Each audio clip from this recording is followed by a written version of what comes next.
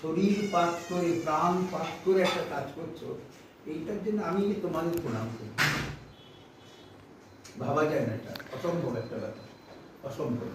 আমি মানে সমাজ তো আগেও দেখেছি, আগেও যেসব বাচ্চারা ছিল, আরো অনেকে ছিল, সবই এই ধরনের, সবই এই ধরনের লড়াই করে ওঠা সব ছেলে মেয়েরা কাজ করে ওর সাথে। আমার এই লড়াইটা খুব ভালো লাগে। আমি জীবনেও আমি যাদের সাথে কাজ করেছি সবই লড়াই করা ছেলে মেয়েদের সাথে, যাদের লোকে দেখে না, পছন্দ করে না, ভালোবাসে না, দূর দূর করে, আমি সেই ছেলে মেয়েদের নিয়ে কাজ করতাম।